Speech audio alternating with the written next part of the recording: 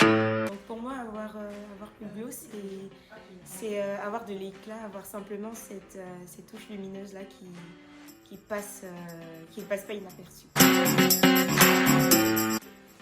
Donc depuis que je prends soin de ma peau, il y a clairement eu un changement déjà au niveau de l'assurance. On a beaucoup plus d'assurance. Mis à part cela, avant parfois il fallait se maquiller lorsque je devais sortir, etc. Mais il n'y a plus besoin forcément de se maquiller.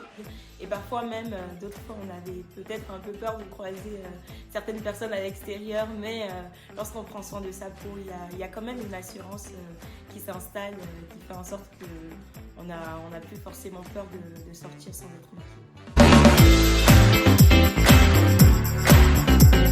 Alors clairement avec tout ce qu'on a, avec tout ce qui se passe dans la société, la peau la couleur de peau peut constituer un obstacle pour certaines personnes, mais moi disons que j'ai décidé que ma couleur de peau ne soit pas un obstacle pour moi. Donc en soi, ce n'est pas une limite pour moi dans mon quotidien, ce n'est pas une limite pour moi dans ce que je fais de manière générale. Et aussi, avec le temps, il y a une certaine conscience d'identité qui s'installe, qui fait que tu réalises qu'il n'y a pas de peau prototype qui existe. Personnellement, je n'ai jamais vu quelque part qu'il y avait un teint prototype, qu'il fallait être blanc, qu'il fallait être métisse, qu'il fallait être noir.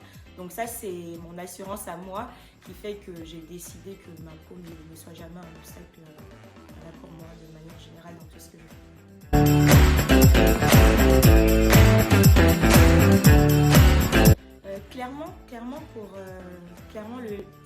Clairement au début, lorsqu'on voit les candidates, on se pose des questions, on réfléchit.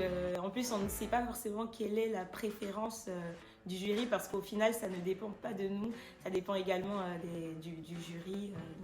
On ne sait pas s'ils préfèrent des personnes de teint clair, des personnes métissées, etc. Mais c'est justement cette conscience d'identité-là qui va faire que